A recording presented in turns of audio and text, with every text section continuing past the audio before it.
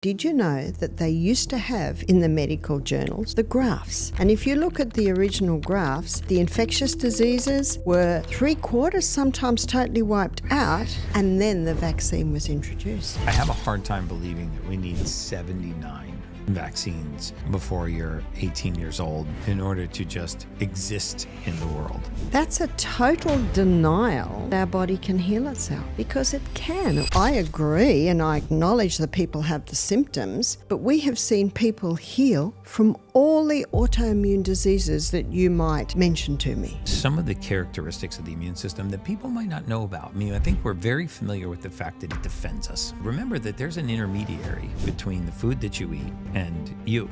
We don't eat to feed ourselves. We eat to feed our gut bacteria, and they eat to feed us. Well, it is estimated that 70% of our immune system is established by our gut flora. So what destroys our gut flora is the antibiotics. We know that the immune system is hypervigilant. And so how do we strengthen our immune system? That's a good question. Very good question.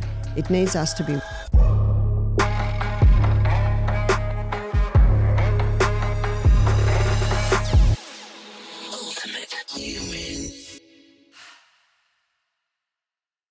Hey guys, welcome back to the Ultimate Human Podcast. I'm your host, human biologist Gary Brecka, where we go down the road of everything anti-aging, biohacking, longevity, and everything in between. And today's guest, most of my audience knows her. She has been referred to as the grandmother of the world. I just found out, which I think is a great title because I'm an enormous fan of our guest. Welcome to the podcast, Barbara O'Neill. Thank you. Yes, I count it a great honor to be termed the grandma of the world. And Yeah. so why the grandma of the world? Coming back to basics, I guess. Yeah. You know, it's interesting. Right before the camera started rolling, we talked about how, you know, on my journey into wellness, longevity, anti-aging, what have you, when you look at the big data, blue zones, what's truly extending life, it really is the basics. It is. I mean, the three common denominators with these in the blue zone was very active, very social, and eating food in its natural state. They were the three common denominators. You know, I found that fascinating too, because we want the answer to be a dogmatic diet, right? Yeah. It's either all carnivore, all keto, all paleo, all vegan, all vegetarian, all pescatarian. But the truth is there was no continuity between the diets. You had high carbohydrate consumption, you had high meat consumption, high fatty fish and oils, and very long life expectancies. And I always tease the French because they screwed up the whole model, because they're smoking cigarettes and eating cheese and drinking wine and living to 100 years old. So the heck with the French. You know, it's in this journey, you know, I think everyone wants it to be this special supplement. Oh, it's NAD. That's what I'm missing. It's red light therapy. It's a hyperbaric chamber. It's, you know, NMN, or, you know, it's any number of things. And I think you can make an argument for those things, you know, at different times. But the truth is, it's what continuity ran through all of the blue zones was the absence of processed foods.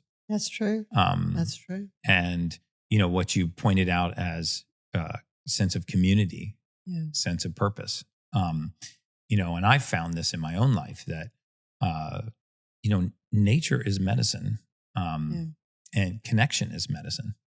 And I think we're the most disconnected we've ever been in history, you know, trying to create connection through our devices. And we're totally disconnected from our bodies. And that's probably the hardest thing that I do, is teach people to begin listening and trusting their bodies. Yeah. I mean, it sends us signals, right? Constipation, it does. Bloating, it cramping. Does. It speaks to us. Yeah. We just decide to tune it out. Yes. You know, one of the things I've really admired about you is that, you know, I was talking about the talk that I'm doing today at the Health Optimization Summit. And I put this really confusing chart up on the stage in front of the audience for a reason, because it looks like this super complicated myriad of transactions going on. But when you zoom in on it, you see very, very common elements, vitamins, minerals, amino acids, nutrients of all kinds that when you deplete these in the human body, my philosophy is you get the expression of disease. Yeah. And then we begin to think that we can treat that expression of disease with a chemical or a synthetic or pharmaceutical. Yeah. One of the things that I really would love to touch on with you, because I just left a meeting this morning with a very, very close friend of mine, the Mansour family, and they've just had a new baby.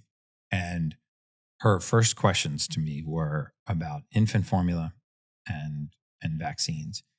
By the time this podcast airs, and I'll hold this until the report is out, but Bobby Kennedy is releasing a report, MAHA report. And one of these key investigations is, what is the root cause of autism? And we know it's a neuroinflammatory condition. We see that it's had a parabolic rise. In the United States, it's mind-numbing. Maybe I'm not getting the statistic exactly correct, but it was about 1 in 10,000 in the 50s and 60s. That's right. And now it's about 1 in 32. That's right. And shows no signs of slowing down. That's right. And interestingly, I thought the primary driver, would be vaccination, but it turns out that it's infant formula and blue light coming from screens, these artificial lights coming from screens, changing brain physiology. But it's so hard for pregnant women that either can't breastfeed, aren't breastfeeding, either because of lifestyle challenges or because of some kind of medical challenge. And what do you recommend for these women? Like, where can they go to find good sources of nutrition for their infants?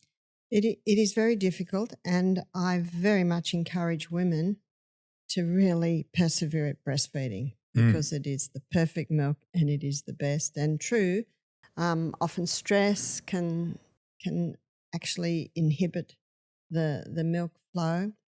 But when you look at the animal kingdom, the little animal that's very close to human baby in size is goat's milk. And historically, goat's milk has been given to babies for centuries. And I know in Australia you can get goat's milk formula. I have 25 grandchildren. And you have 25 grandchildren? I do.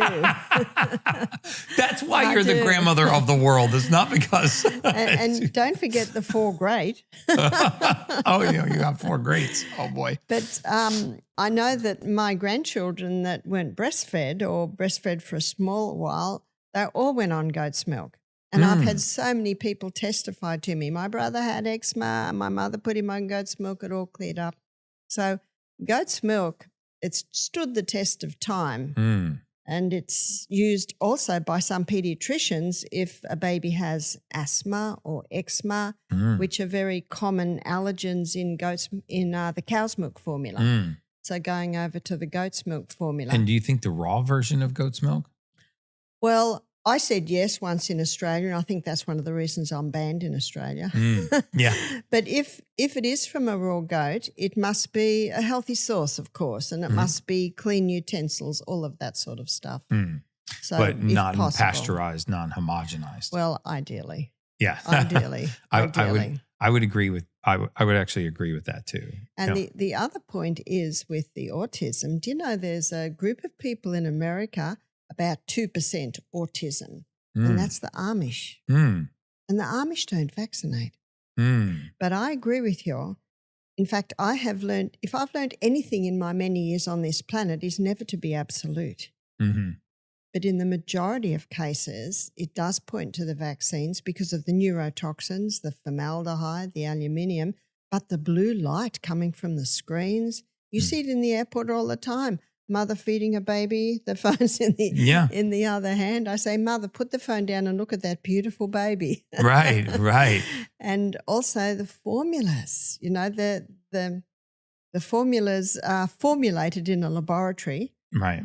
Not the best for babies. It's I talk commonly about seed oils, and not in an attempt to attack the plant, but usually it's the distance from the plant. Oh, it's to the table. Distance from the plant. And I have stopped calling myself a vegan because plant seed oils are vegan, chemicals are vegan, refined sugars vegan. Beer's vegan. And I was potato chips are vegan. Yeah, I was at an event and they had a carrot cake. It was a plant-based event, vegan, and this white fluff was on top. And I said, "What's that?" And they said, it's vegan. And I said, I know cow's milk, I know coconut cream, but what's that? And then they brought out this spray can, which number one put me off. I'm reading the ingredients, cheap seed oils, chemicals, refined sugar. I said, I'll just have the carrot cake. From that day, I no longer call myself a vegan. I eat plants. Plant-based. Yeah, you ever read the back of like a nun burger? And I mean, I'm a human biologist and a scientist, and I can't pronounce nor even know what half of those things are. The thickening agents, the binders, the fillers. And if you can't pronounce it, it shouldn't be going in. Yeah. Someone said to me one time, when you're reading the back of a label, if you don't know where to find it in the grocery store. So it's got polysorbate 80. I don't need to know what that is. I just need to know if I could find it on the shelf in the grocery store. Can I find high fructose corn syrup? Can I find red dye number 4? And if you can't find it in the grocery store, it's probably a very highly processed food. And that actually took a lot of pressure off of me because I thought that I would have to index this encyclopedia of chemicals and understand them all. Yeah, no need. No need. So goat's milk and vaccination is such a controversial topic. And, historically, vaccines were defined at least by preventing the infection and the spread. Well, this is very interesting because I wanted to know why. I wanted to know when it began. And did you know that they used to have in the medical journals, no longer, the graphs? And if you look at the original graphs, the infectious diseases were 3/4, sometimes totally wiped out, and then the vaccine was introduced. So what caused this massive drop? Florence Nightingale. And what she did was she increased hygiene, sanitation and nutrition. In the 1950s, the sewage from London went into the Thames and the people in London drank that water. And you look at pictures from that time, children sitting in gutters in sewage. So no wonder the infectious diseases were out of control. There's no infectious diseases anymore.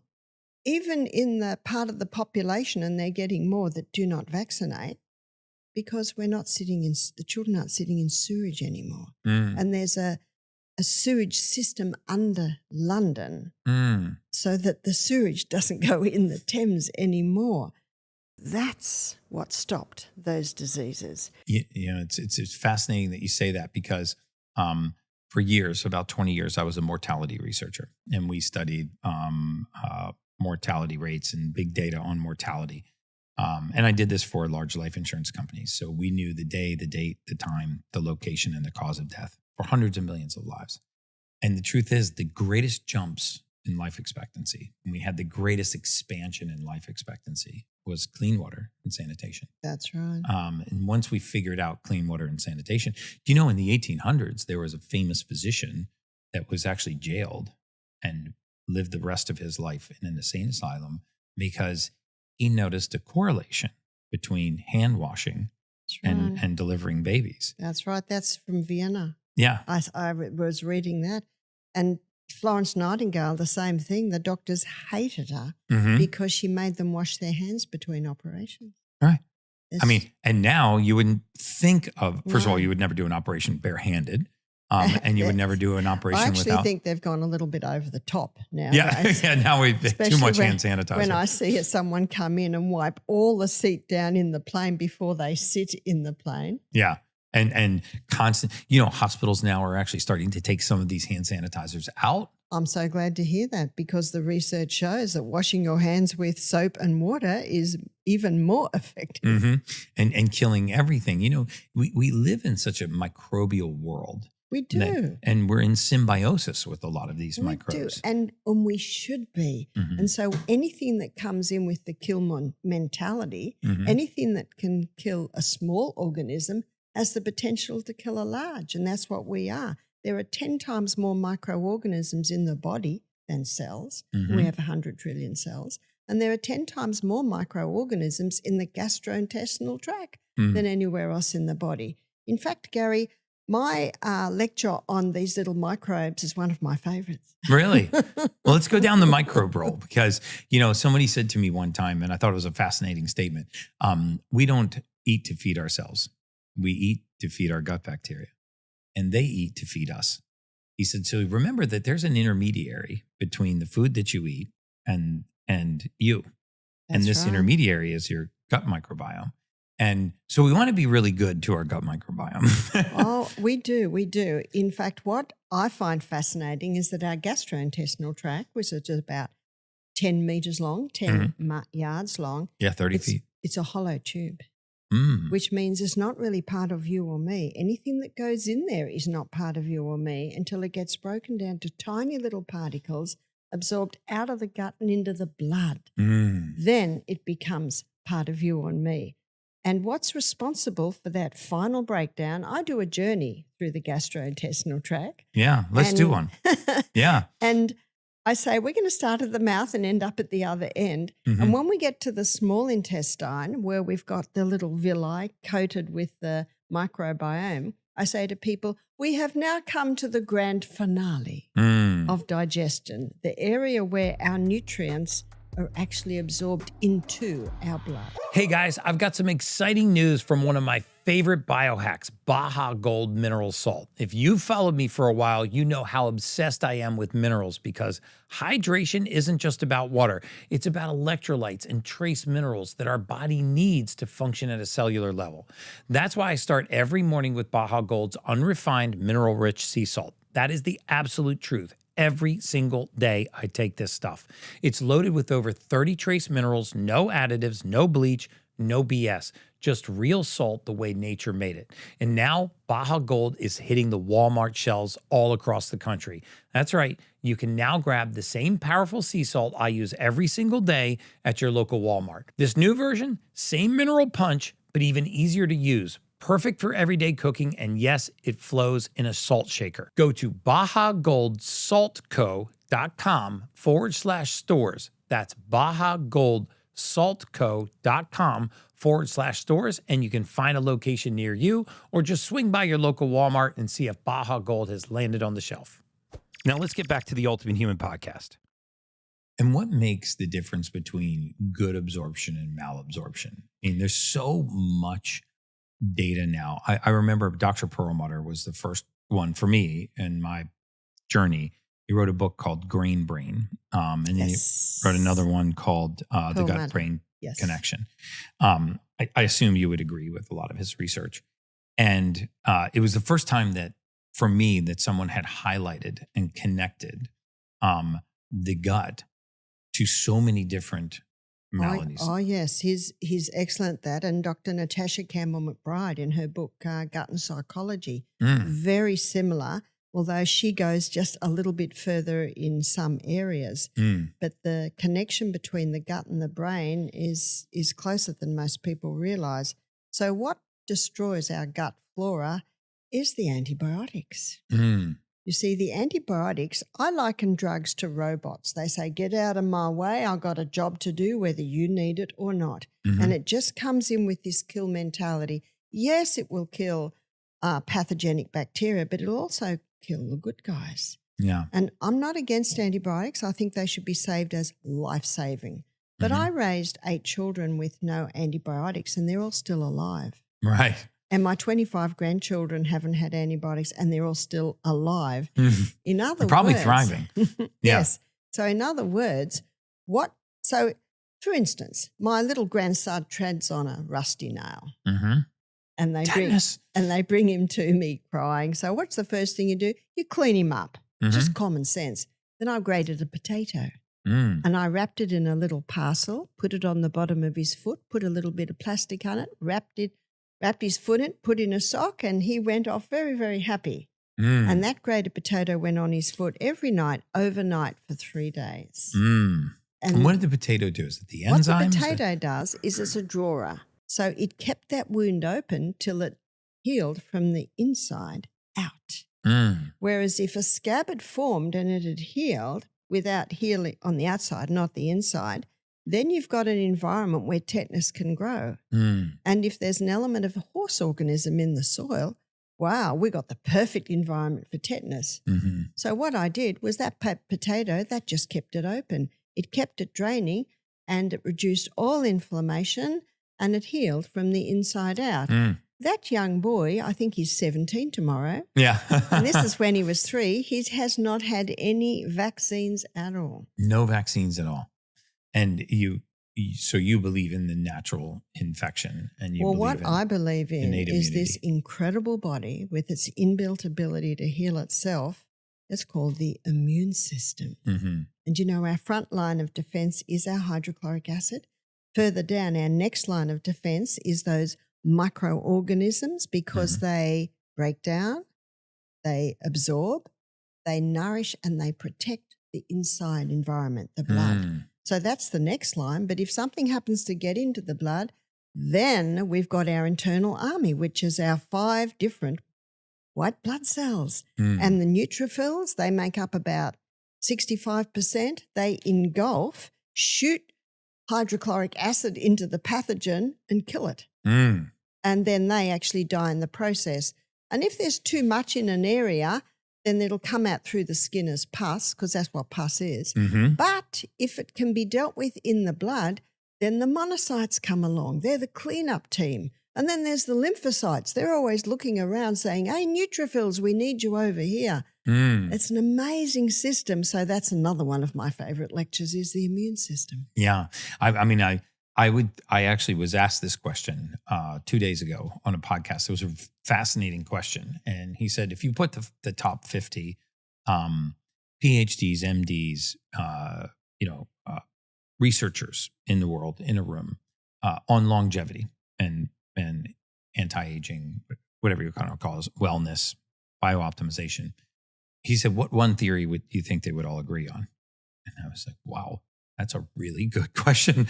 And I said, we probably would agree on the theory of immunofatigue, a slow, progressive overwhelming of the immune system as a broad definition for aging, because we know when we're young, the immune system spends a vast majority of its time policing ourselves, autophagy, cellular senescence. And as we get older, it's distracted. Glyphosate, paraquat, mold spores, mycotoxins, heavy metals, parasites, viruses, you name it, right? Yeah. We're slowly inoculating ourselves with all of these unnecessary chemicals and compounds. And the immune system is over here dealing with inflammation and cytokines and histamine storm. And then CTC, a circulating tumor cell, slips by, or something that would have otherwise been a walk in the park. Been dealt with, yeah. And it's fascinating to me that if you took a strand of DNA from nearly every human being, that only about 60% of that DNA would be human. The vast majority, and not the vast majority, but a portion of that DNA is viral. And the immune system's capable of silencing these viruses. It is. But every once in a while, you had mono in 8th grade and you get Epstein-Barr as an adult. You had chickenpox as a child, you get shingles as an adult. So I want to cover, I'm going to come back to the microbiome, but since we're on the immune system, I want to talk about some of the characteristics of the immune system that people might not know about. I think we're very familiar with the fact that it defends us, but it also polices us. It does. It does. And the lymphocytes, they're made in the lymph nodes, whereas all the other white blood cells are made in the bone marrow. And they are ever looking around. And that's why we give our body the right conditions. We've got a police system, we've got a protective system that can deal with all that. And so how do we strengthen our immune system? That's a good question. What is Very good question. Yeah.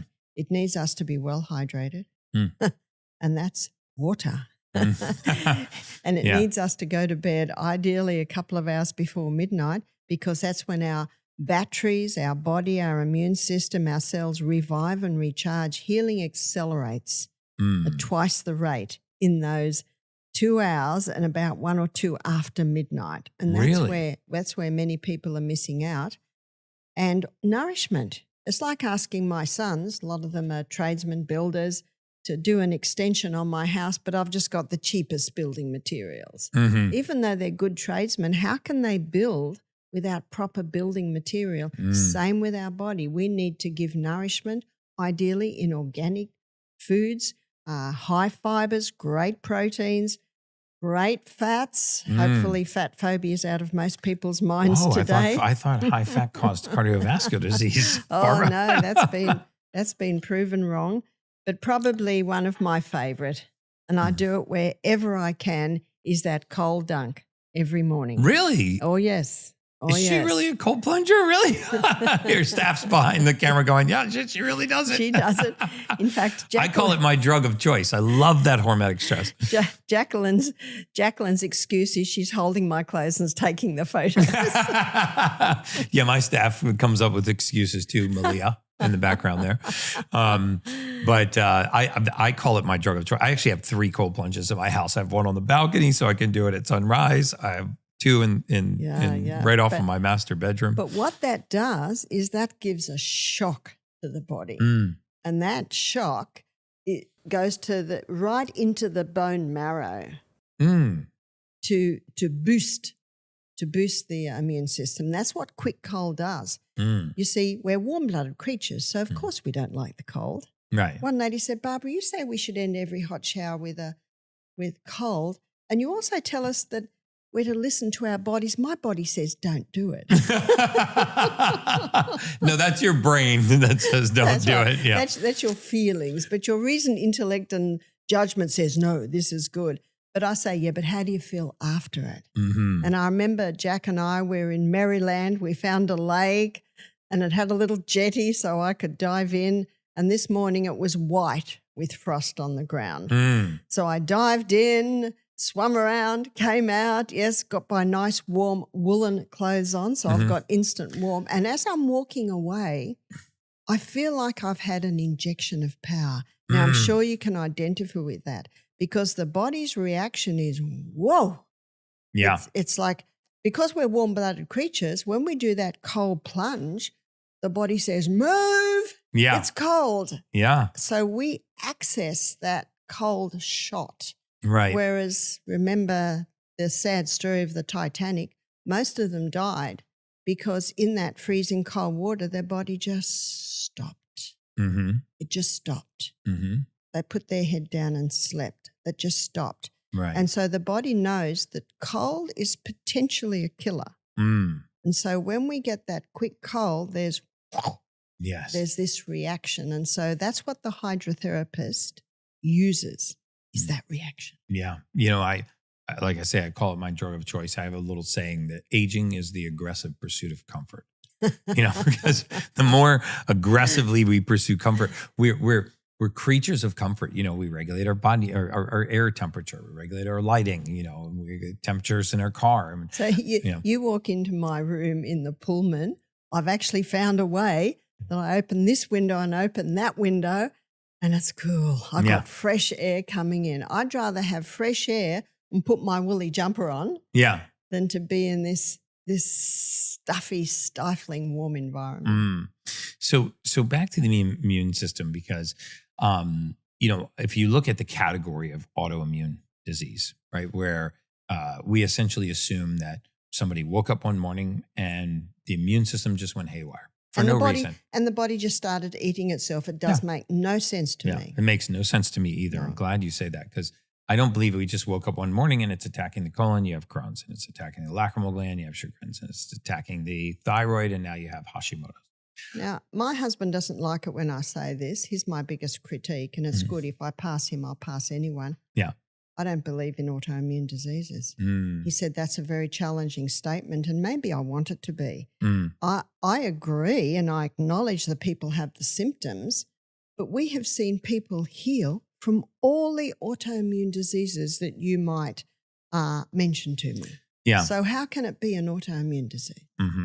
And also, what if this entire category of diseases is idiopathic, right? It's of unknown origin. So if we don't know the origin, how are we certain of the disease? Here's a good one, fibromyalgia. Google that fibromyalgia. no known cause, no known cure. Yeah. What Chronic is it? fatigue syndrome, no known cause, no known cure.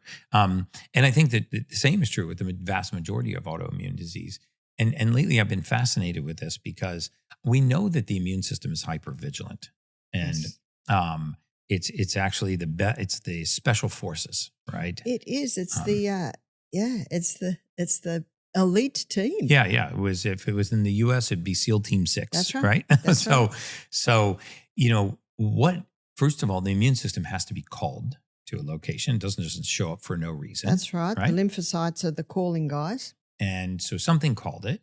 And usually it's there because it's after something.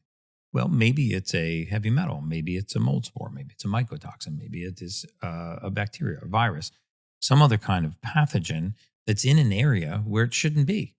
Yeah. And so the immune system properly calls it there. I always use the analogy that if somebody robbed the bank down the street and ran into our VRBO or our Airbnb here and barricaded themselves in here, the police would bust down the door to get to the perpetrator. And the immune system will bust down doors to go after pathogens, right? It goes after perpetrators.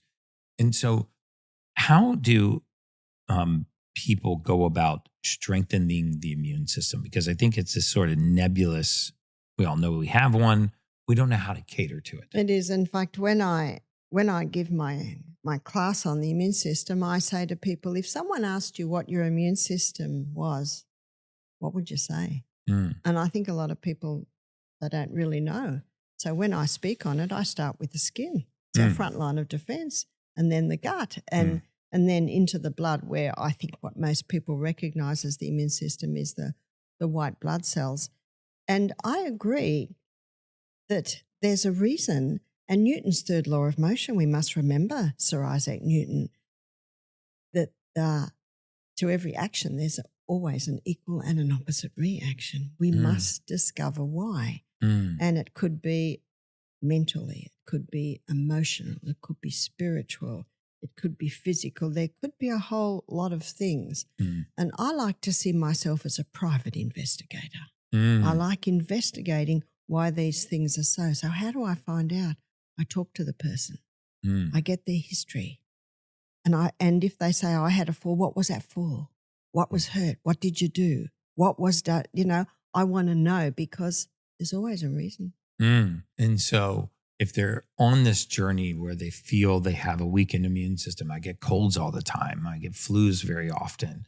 I have a lot of congestion, runny nose. I have blocked sinuses. I have the signs and symptoms that, my immune system is doing its job, but it's not doing it well, right? Where did they start? What are great things for the immune system? What I'd like to suggest is that the immune system's doing its job. But why is it doing all that? So when I look at respiratory, stuffy nose, tinnitus, sinus, postnasal drip, they call it, coughing up mucus, why? So that excess mucus has been produced for a reason. And maybe it's irritated with mycotoxins. Maybe it's irritated with chemicals. Maybe an allergy to certain foods. And the most common allergens are dairy, and the milk in the supermarket is very different to the milk coming out of Lulabelle the cow on an organic farm. Lulabelle. And Lulabelle sounds like a cow's name. And people say, what milk do you drink? I say, I'm weaned. I eat food. Okay, next one is wheat. And Perlmutter, in his book, he talks about the hybridization of the wheat and how it's changed the starch structure, the gluten and the protein structure. So the body, in some compromised individuals, it reacts to that, and it can react with this excess mucus. Dr. William Davis, in his book Wheat Belly, he gives a very good background to what they did to the wheat. And this is genetically modified, heavily sprayed. The glyphosates come in as well. And also oats. And then, of course, now I'm in the UK. Isn't that touching something very holy? Yeah. The oats. Well, oats are very high in lectins. And when lectins get into the blood, they increase inflammation. Now, if the gut flora is healthy, it will disarm the lectins, but there's so many unhealthy gut floras because of antibiotics, because of many medications slaughter that gut flora. And peanuts are commonly contaminated with mold. And the fifth one is refined sugar. It's like kerosene to a fire. Yeah. So if someone has excess mucus all the time, I say stop the 5 allergens. There's lots of alternatives today to those 5. Go through the 5 allergens. again. So we've got dairy, wheat, oats, peanuts, refined sugar. Now, it can take at least 2 months before you see a result, because you can have a slice of bread, it'll be out of your body in 24 hours, but the effect can remain sometimes for even more than 2 months. So I say write a note on the calendar, fill your cupboard. Don't do it until your cupboard's well stocked. Right. And you know the alternatives that you can do. But we've seen many people able to clear up all of these congestion things by just stopping that, because there's a reason why there's excess mucus. There's a reason why there's this excess clogging up in the sinus. There's a whole lot of reasons. So it's investigating. I think that's a great point.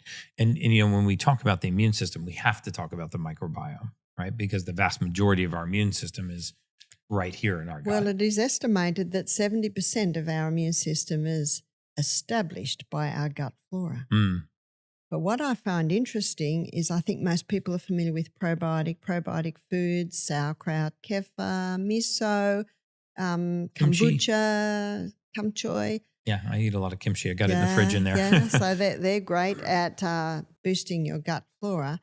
But what I find interesting as well is what feeds the gut flora is fiber. The prebiotics. They're the prebiotics. So you can have 10 different apples, and each apple will feed a different microorganism. So I suggest people have at least 7 different fibers in their meal. Wow. And of course, the fibers coming from your plant foods. And I was in Andalusia at a homeschool camp, and I was teaching them about prebiotics and probiotics. Where's Andalusia? Northern part of southern Spain. Okay. And in the morning I said, okay, kids, how many did you have this morning? Yeah. And one little boy said, 20. And I looked at his father, and his father went, yeah. So he must have had a raspberry and a blackberry and a blueberry. Right. He must have. Good for him. And a sunflower seed and a sesame seed and a flax, But just to show them, if they can have more variety in their fiber, they will have more variety in their microbiome. Now, as a plant-based lady, I push for legumes for protein. And then the complaint comes back, bloating. Right. So I say, are they well soaked? Are they well rinsed? Are they well cooked? Yes. So I give the story of my husband. When we married 28 years ago, he said, I can have red lentils, not brown lentils. So immediately I go, brown lentils. So what I did was I gave him a teaspoon. A week later, 2 teaspoons. A week later, 3 teaspoons. And now he can eat brown lentils. So what I did was I was feeding the microbiome for brown lentils, little by little by little. And allowing that flora to That's right, expand. because a lot of people I find are so absolute, can't eat this, can't eat that. Well, let's look at the way you're preparing it. Well, bring it back. One lady said, even a teaspoon. I said, well, try 3 lentils. Right. And a week later, try 4. Right. A week later, try 5. And slowly rebuild that gut microbiome. Slowly rebuild it. So the gut microbiome is directly linked to the strength of our immune system. Yeah.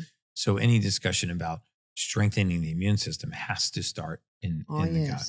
So if people are listening to this podcast and they want to go on this journey and they believe food is medicine, which I think we all do, then adding more prebiotic fibers, things like kimchi, sauerkraut, fermented veggies. My gut feels the best when I do that. Yes. I do eat grass-fed meats, and I usually eat them with fermented vegetables. I notice that when I don't eat the grass-fed or wild-caught versions of fish, and I don't eat the fermented vegetables, even my gut starts to go awry. But if I stay in that zone, then it helps it helps tremendously. Now, what you're doing, Gary, is you're listening. Mm. And that's what I find very hard to teach people to do. Mm. Listen.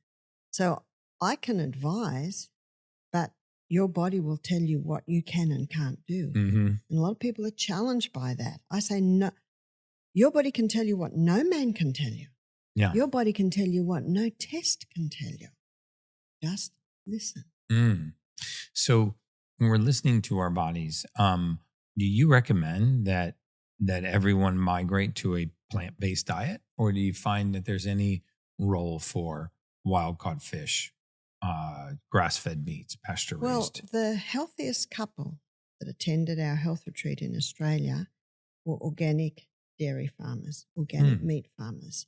They ate all organic. How did they get your tag of the healthiest couple? I want to. My wife and I would like to apply for that. They're in their late 60s and they have nothing wrong with them. And if you've ever tried water fasting, you know it can be powerful, boosting energy, lowering inflammation, and even supporting detox. But most people jump in unprepared, and within hours, they're hungry, tired, and frustrated, thinking fasting just isn't for them.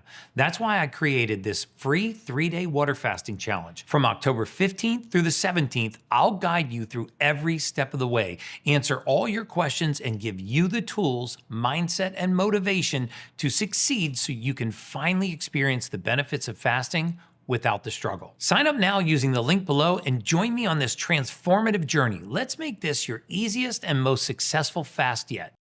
Now let's get back to the Ultimate Human podcast. They're supposed to be on 5 pharmaceuticals, Barbara. They're incredibly... No SSRI, no thyroid. Shame on them. There was nothing wrong with them. In fact, other guests looked at them and said, "What are you doing here?" And they said... Yeah, you should be on the stage. They said, "Where else can we get such good food and such great accommodation? No chemicals in this retreat. Beautiful linen sheets with feather quilts. Yeah. Steam bath by the creek every afternoon doing cold plunges." Oh, love it. They said, "Where else can we? This is the best holiday." But that said, I ate plants. I ate plants because that does very well with me. But I give you that story to acknowledge that some people, if they choose to do that and it works well, go for it. But at our retreat, we just do plants. No, I do well on plants too. I prefer meats. I'm pretty judicious about the meats that I eat, but I do notice that when I eat, I don't eat nitrates. I don't eat any pork. But I notice that when I marginally gravitate from that, my body does signal. Yes, it does. It does speak. Do you know also when your body's working well? And why would it be working well? Purely because we give our body the right conditions. It's designed to heal. It will function and be maintained when we give it the right conditions. That's what I'll be talking on tomorrow afternoon. Really? Keeping it very simple. And when your body is working well, it tells you quickly. In fact, I can tell when it's in my mouth. Yeah. The coating on your tongue kind of. Oh, it just says to me, I had a Brazil nut the other day and immediately I thought this is not good. So I just very politely remove it. Yeah. That's really good to tune. I mean, I think the one big takeaway so far is just tune in to your body. Tune into your body. Start listening. And when I was in Peru last year, another woman spoke at this convention I was at. She was a young woman. She would have been 40. She said, "I grew up in Peru, but I went to New York. I got my degree. I was a high flyer, CEO of a big company, and I got sicker and sicker and sicker because she's just eating junk." So she went back to Peru and her mother took her to a healer. And the healer said, "How do you feel when you eat that food?" She said, "I don't know." And she said that she almost felt embarrassed that she had said that. She didn't know how she felt.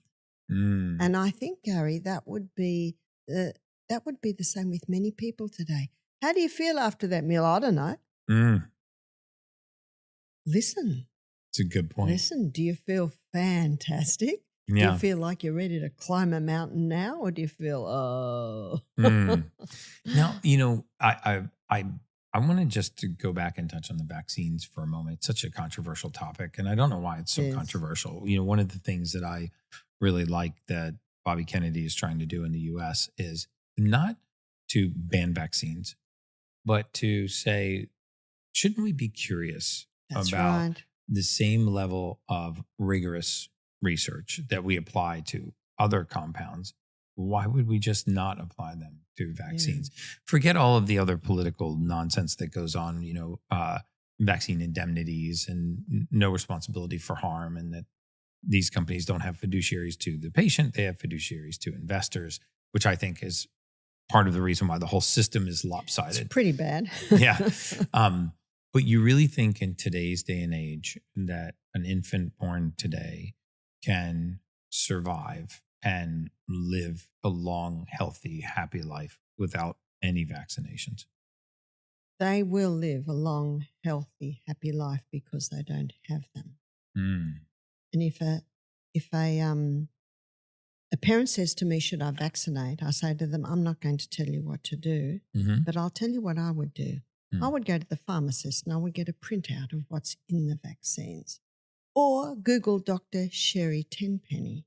Sherry Tenpenny? Tenpenny. And she's an American doctor who's really stood up and blown the whistle on how dangerous the vaccines are.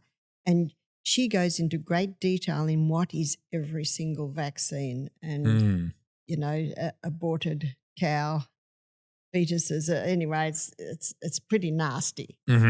That's beside the neurotoxins. She doesn't call it the childhood vaccination program. She calls it the childhood poisoning program. So if you really want to know what's in them, you can search her out and have a look. She's just saying what it is. And she's a medical doctor, and she was confronted when she started to see children being damaged by the vaccines. But if the person's still unsure, I say, well, take a piece of paper to the person who will administer the vaccine and ask them to sign it that they will be accountable if the child has any side effect. No parent would vaccinate if they did those two things because the vaccines are not safe. They're far from safe. And when you realise that historically it was Florence Nightingale increasing hygiene, sanitation and nutrition that stopped these childhood infectious diseases. Yeah. And, I have a hard time believing that we need 79 vaccines before you're 18 years old in order to just exist in the world. That's a total denial that our body can heal itself because it can. It was created to heal. It's been doing it for a long, long time. And I have faith in this body and its ability to heal. That's why when I got COVID, a double vaxxed man brought it to our retreat. Yeah. A double vaccine. Yes. Anyway, I thought you were not supposed to get COVID or spread COVID. That's Michael got it first, and we live way out in the bush. We're an hour from the town on 450 acres. So when I got it, the first 24 hours I had a terrible migraine, so I just went to bed. And the next 48 hours I had a high fever. I never take my temperature. I know I've got a fever. And people say, what did you do? I said, nothing. Because I live in a body that can heal. I laid my body on nature's operating table. It's called bed. I slept a lot. And when I got a little bit too hot, I would douse myself with water. Water puts the fire out. And I drank a lot of water. And I had not a hot shower, not a cold, a tepid shower. If I was near the creek, I would have just dived in, but it was a 5-minute walk. And when you got a fever, you don't want to walk. Crampy, so you didn't do that. You don't want to walk. And on the 4th day, I opened my eyes. I felt great. I had no fever. See, I love fevers because what they do is they give an incredible boost to your immune system and they also kill off harmful pathogens. See, God put fevers in the body for a purpose. Yes. So that's what I say to mothers. My child's got a fever. I say, it's wonderful. Yeah, his immune system's working. And it'll be working even better after that fever because that fever reaches right into the bone marrow where our immune system is made. But just keep that baby well hydrated. And as long as they're taking in fluids, then just let them ride it out. Yeah. You know, I think that if I said this before the podcast, but if we would get back to what God gave us, less of what man makes us, just as a general rule of thumb, you know, whole food diets, mobility, you know, exercise, purpose, connection, nature. You know, I have this home in Miami, which we live in this condo in Miami, and it's got every biohacking device you can imagine. So I don't have a watch problem or a car problem. I have a biohacking problem. And it's a real problem. Like if there was a biohacking rehab, I would probably check myself in. You know, so hyperbaric chambers and red light and PMF. But we also have a 1-bedroom log cabin in Colorado off the grid. It has solar fed electricity, glacier fed spring water, well and septic. I drink the water right out of the well. And I'll wake up there and I put on this 20-pound rucksack and I have this 3.5-mile loop in the woods. When I get back from that loop, I feel like I took a limitless pill, like I won the lottery. And I say it all the time. And I hope you dive into the Cold Creek after that. I do.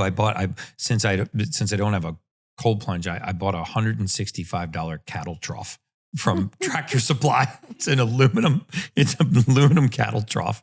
And the water comes out of the glacier about 43, 44 degrees. Yeah. So I fill it with the glacier water and then I just jump right in there and I look out at the meadow. But don't you think it's the most wonderful feeling when you are so hot and sweaty to dive into that cold plunge? It's just incredible. And then my wife hates this part, but then I go back in the house and I'm like Captain Chatty, because I think it's all the dopamine and norepinephrine and I want to just talk to somebody. She's the only one available. So I just eat her face. You know what I say to people? I say, forget the coffee. Yeah. Oh, no, you don't need any coffee. I call it my drug of choice because nothing makes me feel better for longer. I totally agree. And you get addicted to it because you feel so good. Yeah. Yeah. We never want to leave there. And it always just reminds me that, you know, it's just back at those. So nice you've got that place. Yeah. Yeah. It's definitely our happy place. We spent almost 3 months there this summer. And sometimes when I go back to Miami, it almost seems a little surreal, you know, concrete jungle. I remember actually one time I took my family on a 10-day extreme vacation to Costa Rica. So we went to Costa Rica and every day we did something else. We canyoneered, we did whitewater rafting, we did zip lining, we did all this stuff. And I literally woke up in the jungle, this place called the Pecore Lodge. Beautiful, by the way, if you ever go to Costa Rica. But I had an event that evening in Miami. So I took like a 4:30 a.m. shuttle to the airport. I flew to Miami. I got off. It was at a nightclub called Live Nightclub in Miami. So I woke up in the jungle, and that afternoon I walked into this nightclub that was set up for this lecture, and I go, "This is all bullshit." It felt so surreal. Like I wanted to go back to the jungle. And you're on another planet. Yeah, yeah, and it just. I mean, the cars going by and the beeping and the honking and the lights and the concrete jungle. It felt so surreal. Yeah. Like that felt odd, and it only took me 10 days, not the jungle I'd come out of. But so many people are on this healing journey, if you will, in this search for, I call it the search for normalcy. Yeah. I think that's where most addiction begins, is the search for normalcy, not the search for a high. And so in the search for normalcy, in the search for being optimally healthy, when we talk about the gut microbiome and the immune system, what are just some practical tips that you could give to working mothers who have to wake up in the morning, get a kid to school, take care of their husband, maybe even have a career during the day? They're coming home. Yeah. They can't go out and forest bathe. 4 or 5 things would you say? Turn your bathtub into a cold plunge, would you say? Well, that's where I was. Mm-hmm. So I was pregnant or breastfeeding nonstop 14 years. Clearly because of the number of grandchildren you have. Yes. And I'm in a rainforest. You got a good factory. And I'm homeschooling my children and I've got no electricity. So how I did it was I planned my day. So mothers, please go to bed early. I used to breastfeed my babies to sleep and I usually stayed asleep with them. Yeah. And that allowed me to get up early. When you can access, in fact, I read in one book, they're called the hours of gold. That early morning when it's quiet. Because just picture, I had to light the fire to cook my breakfast. Wow. But early morning, I could go to bed early because I went to bed early. A lot of mothers, when the kids go to sleep, then they do their work. No.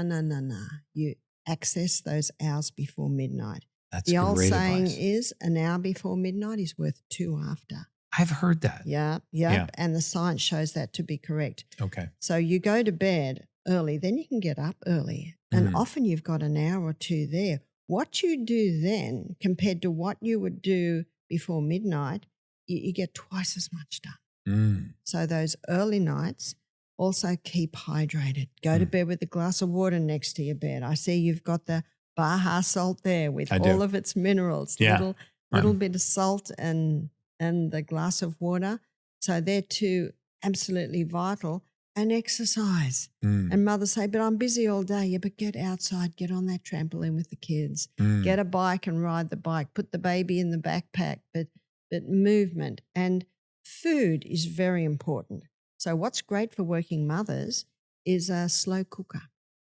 Slow cooker. You can put the millet, or you can put the rice, or you can put the lentils in the slow cooker overnight. And that's how the Scottish always got away with eating oats, is they'd soak them all day and put them on the fuel stove overnight. And that actually disarms the lectins. It does. So cooking actually. So, yep. One lady told me, she said, I use a slow cooker overnight for the millet, and as soon as I've washed it, I put the lentils in there for lunch. She said, my slow cooker's always going. Really? That's a great idea. Yeah. So slow cooker, getting to bed early. I mean, I've often heard sleep as being called our superpower. It is. The human superpower. What's so important about sleep? Like what's going on during sleep that's so important? I give people God's perfect mathematical formula. 8 hours to work, 8 hours to play, 8 hours to sleep. Work, play and sleep, all very important. Most people overdo the work bit. Not enough play. I see that you play in your whitewater rafting. Yeah. And that's very important. And the sleep. So especially the hours before midnight. There's a book called Why We Sleep by Dr. Matthew Walker. And is that the blonde one that I've seen him on Joe Rogan. Yeah, he's really good. He goes right into all the processes that happen in the night. There's a cleaning process that's cleaning up any little calcified plaques on our front part of our brain, and you'll find that people that have regular late nights, that's a contributing factor to Alzheimer's. Yes. I don't know anyone that wants to get that. That's enough to get us to bed early. In fact, if Margaret Thatcher had known that, I think she would have gone to bed early. Yeah. But also what's happening in the night is a processing system happens, or a filing system of all the day's events. And if we don't go to bed in those early hours, then our short range memory unit isn't totally emptied, ready for the next day's memories. So that's another process. Yeah. But also our invention, our creativity, that's happening especially in the early hours of the morning. So the cleanup is happening more before midnight. The filing before midnight, and after midnight, then it's more the processing. It's more the inventions, the dreaming, and memory. And consolidation of what we've learned. And he's got incredible figures in there because I think he works in Oxford, he had the opportunity to test out on quite a few of his students. Some slept for 8 hours, some slept for 6, and the difference in what the 8-hour sleepers retained compared to the 6-hour sleeper. Wow. And I know one podcast he gives where he gets everyone's attention is men are more virile if they have more sleep. And get those as soon as you start nights. Talking about that, you got everyone's attention. So it's so funny because, when you look at virality and, sperm counts, at least in the United States, are going down by 1% every year. And infertility is rising by the divergence of these. Yes. It's very scary. It is. In fact, my a good friend of my wife's, just before I walked into this podcast, did a post about her finally getting pregnant. And her journey was mind-numbing. The IVF, the blood filters, she flew all over the world, 200 doctor's visits. And eventually what she found was catering to her mitochondria. She did a mitochondrial program, and I actually want to delve into it. And this mitochondrial repair, which a lot of that was related to sleep, this mitochondrial repair, and bang, she got pregnant. I think the body knows when you're in this constant sympathetic state of stress. Oh, yeah. Right. And we know too now that, people say, well, how is stress related to disease or pathology or autoimmune? Well, it's directly related to our immune system. Are you right? ready? Are you ready for the explanation? Yes, and this is why I'm excited for this explanation. It's absolutely so, and I'm so glad that you talked about the sympathetic compared to the parasympathetic. Mm-hmm. And one thing that really affects that is breath. So I love the verse in the Bible. It's Genesis 2 verse 7. It says, God formed man from the dust of the ground and breathed into his nostrils. Got that? Not mouth to mouth. Breathe into his nostrils the breath of life. He became a living soul. Nose is for breathing. Mouth is for eating, drinking, speaking, singing, kissing, but nose.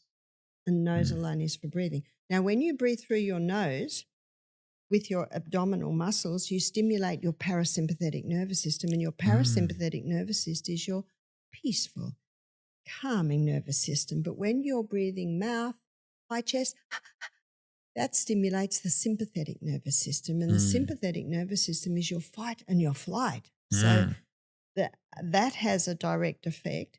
But also, before midnight, healing accelerates.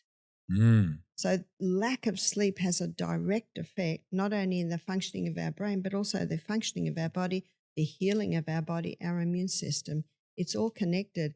So in medicine today, the head's usually cut off. Yes. So you've got psychiatrists and they never talk about the body. Then you've got body, but they never talk about the mind.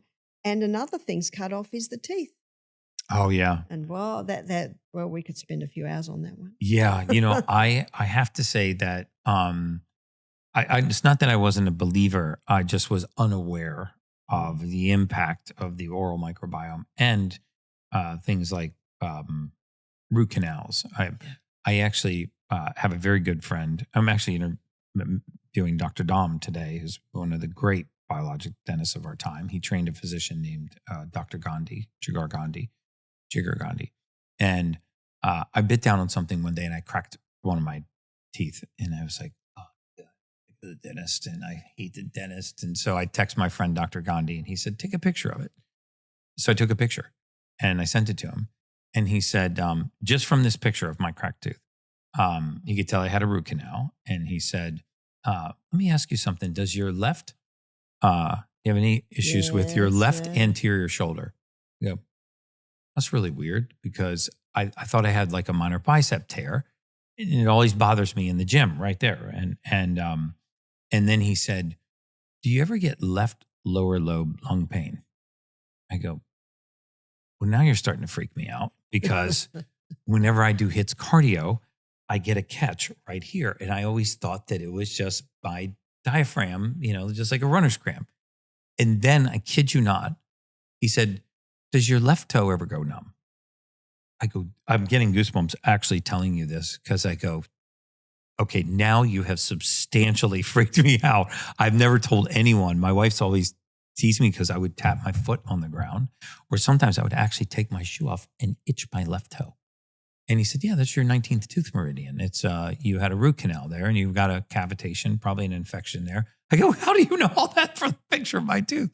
So I went up and saw him, and sure enough, he did the cone beam x-ray. I had a big cavitation right in there, and he went in, fixed it, red light, packed it with platelet-rich fibrin, capped it.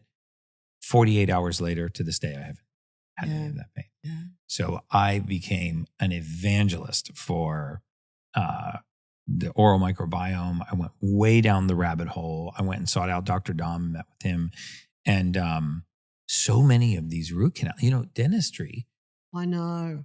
You think you can leave dead tissue in the body. That's right. And no area of medicine thinks that. I have had so many stories of people and root canals. Yeah.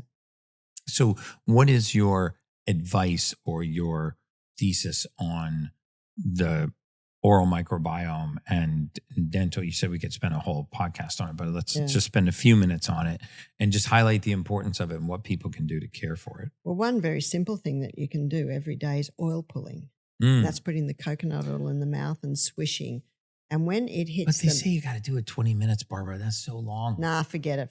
I can't do it for 20 minutes. Okay, good. I'm glad to hear that because I'm like, okay. 10 minutes is enough. Okay. Yeah, you're like me. We haven't got time for something. I don't have time for this nonsense. No, so you know what I do? When I get back from running up and down hills and plunging in the creek, I'll have some water, then I'll put it in while I prepare breakfast. And you just sort of swishing it around. I can't just sit there and swish. But what that does is it pulls waste out of the tongue. It pulls waste out of the glands under the tongue. It pulls waste out of the blood vessels under the tongue. But it also nourishes the gums, and they often get forgotten. And it gives a better microbiome in the mouth. And then you release it out. And when you release it out, you're releasing the waste that it's all pulled out. So the oil pulling is really good. But also when you clean your teeth, use a toothpaste that doesn't have sugar, that doesn't have fluoride, and you can get some great ones now. Yeah, hydroxyapatite. Often xylitol, because that's also a little bit anti-pathogenic. And microbial, yeah. So it's just keeping that great microbiome in your mouth. That's very important. And of course, our teeth, they're bathed by fluid from the outside and fluid from the inside. And it's what we eat and what we drink and how we live that influences those fluids that are bathing and strengthening the teeth. I've sensed that encounter with Dr. Gandhi every day. I don't do the oil pulling as often as I should. When I'm home, I do it. But I floss every night. I tongue scrape every morning. I've dropped the fluoride toothpaste, so I use a hydroxyapatite toothpaste. And I can see night and day difference. My teeth don't hurt. My gums aren't sensitive when I brush them anymore. So I think it all begins here, right? It does. I've got a friend, you might know him, Dr. Goran.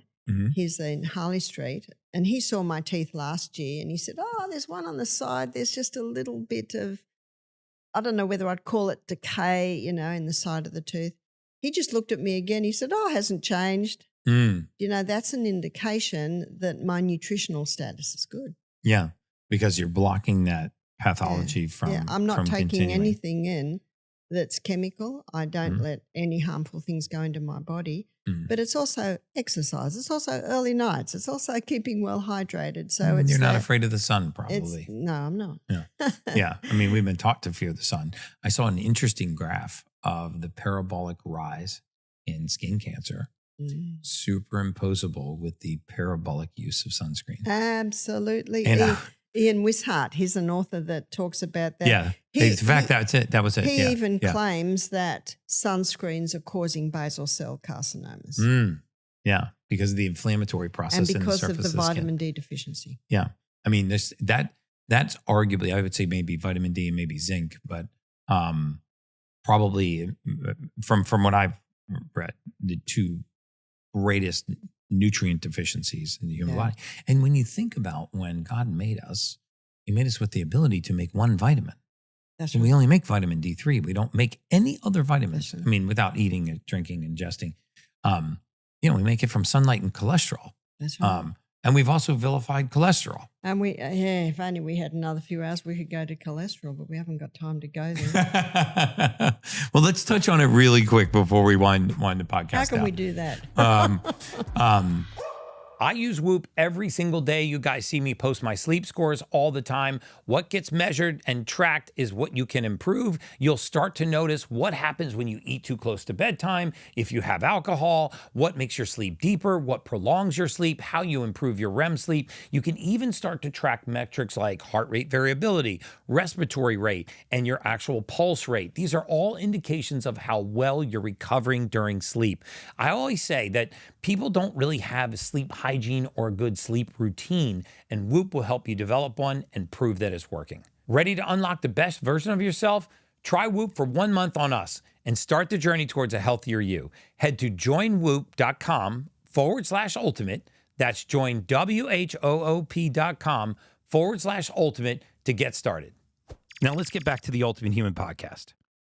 I think the first thing we could do is maybe dispel the myth that LDL cholesterol on its own is the marker for cardiovascular disease. We found, I can tell you what the big data says, that there was no correlation between elevated levels of LDL cholesterol on its own and cardiovascular disease. Now, it became a marker when you had elevated triglycerides and you had presence of lipo(a) and lipo(b) and some of these other things.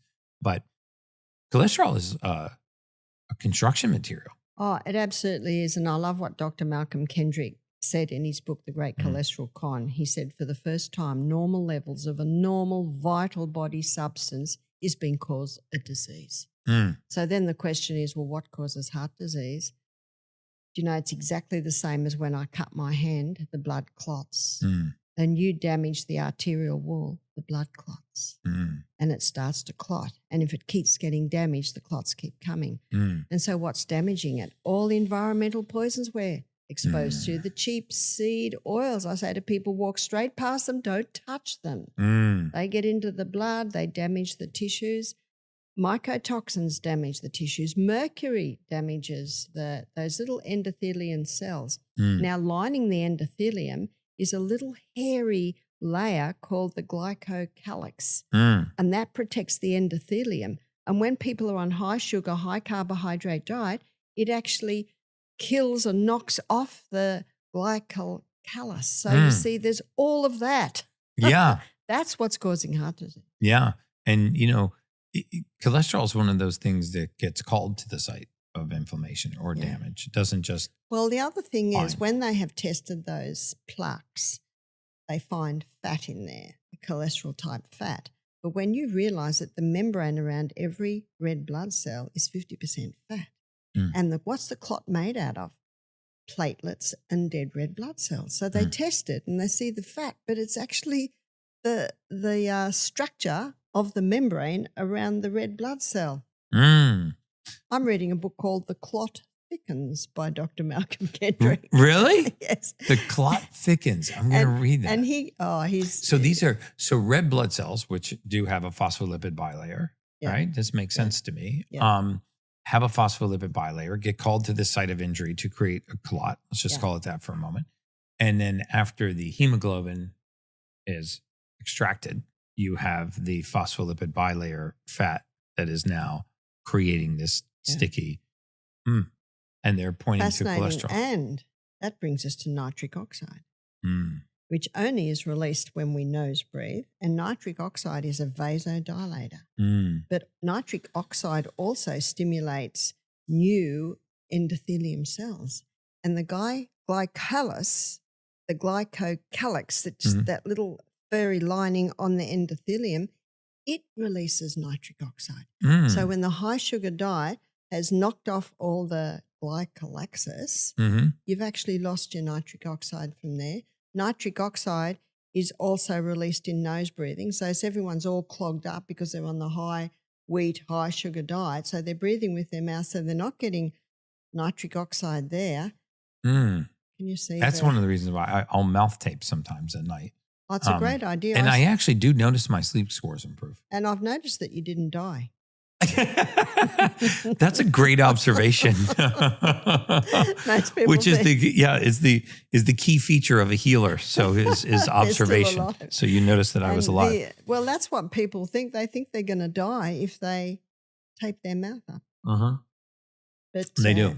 Well, you will if your nose is all In congested. his excellent book, Breath, James Nestor, it's a fantastic read. And I love the way he quotes many other scientists, researchers, doctors who've come to the same conclusion.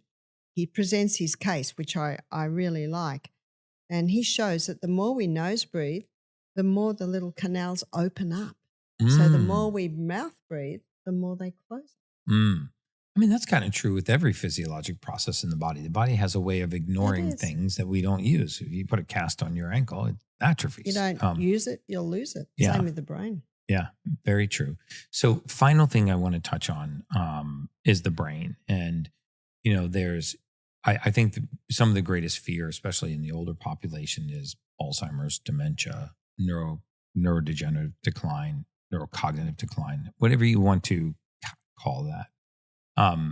Obviously, living a lifestyle of whole foods, movement, sunlight, grounding, breath work, those things they really are medicine. But if somebody particularly wants to care for their brain, they're noticing that they have a family history of cognitive decline or neurodegenerative disorders. They're noticing the brain fog sort of start to creep in.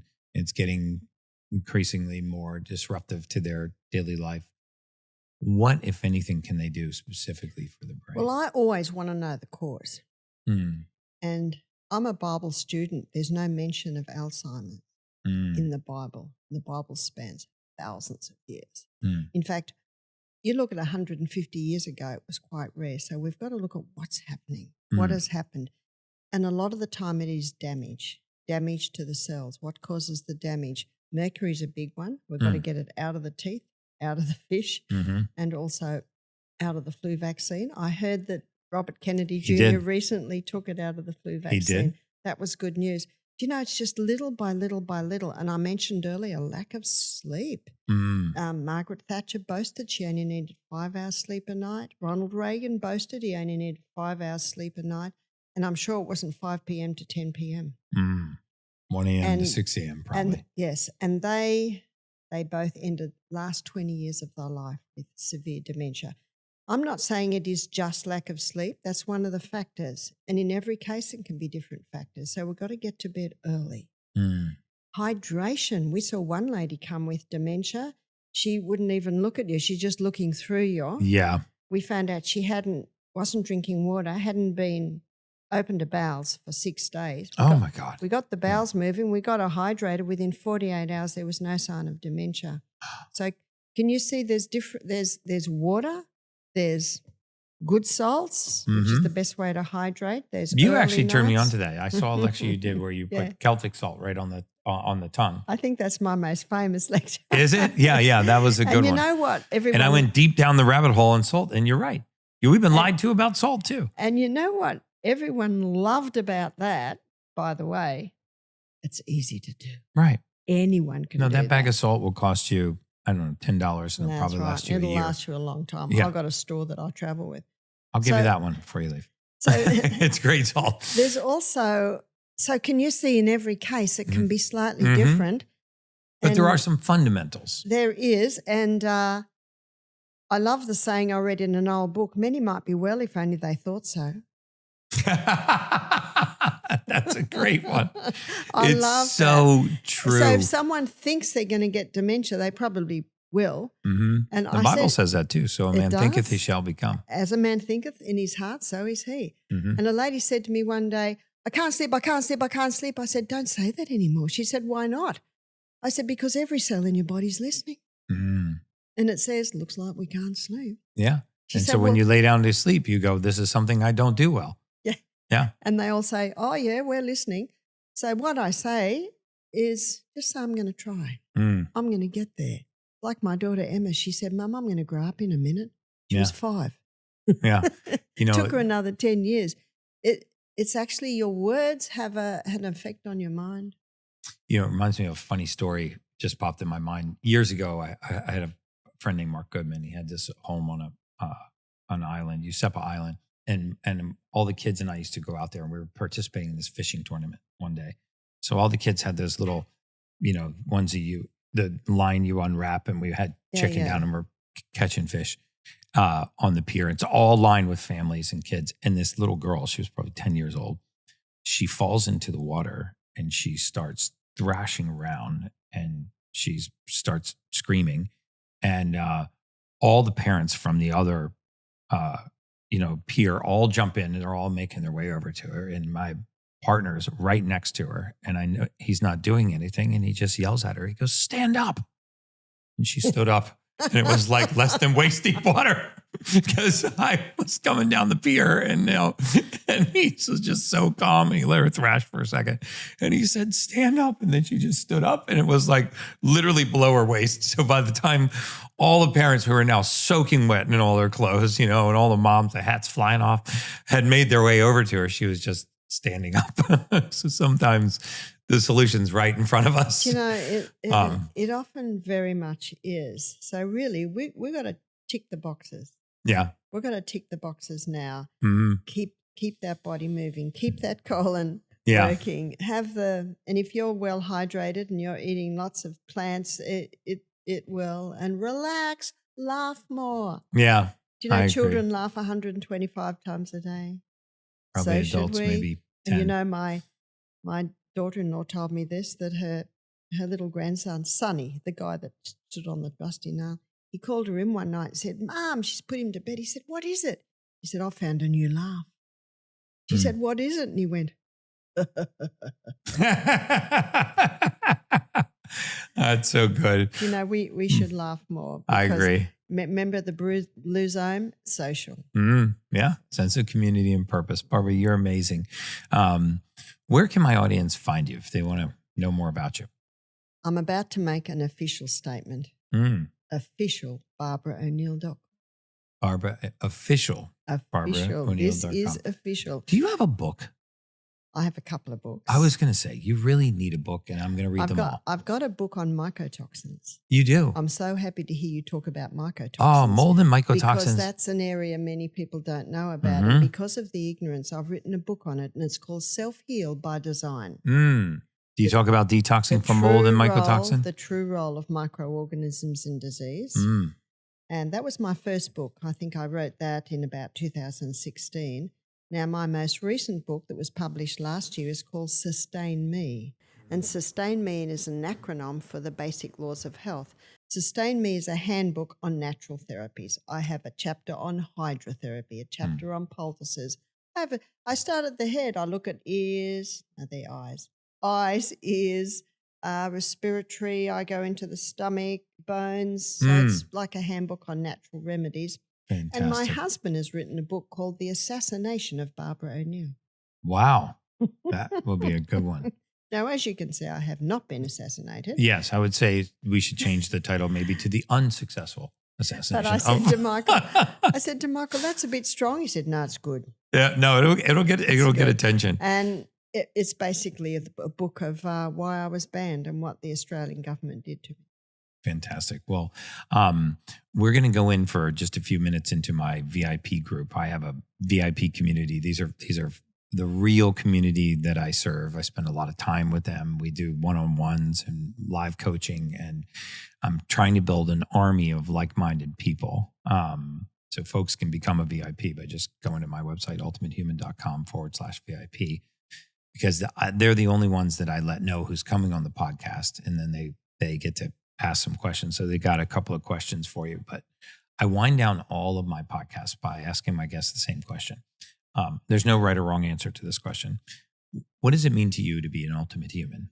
What it means to me to be an ultimate human is I want to be able to help others get the most out of their life.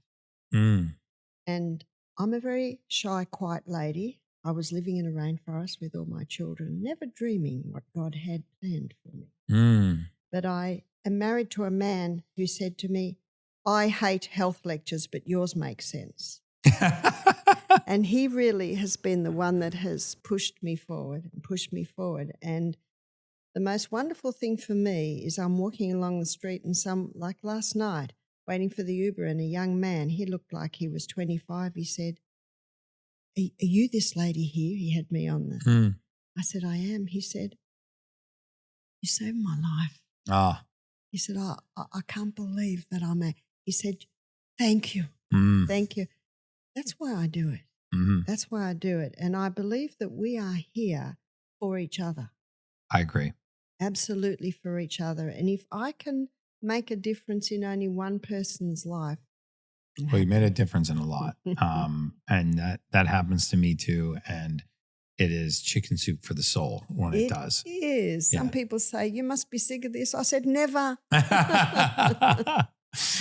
Well, guys, it's VIP time. I hope you enjoyed the podcast. Look forward to seeing you guys all in the VIP community. Until next time.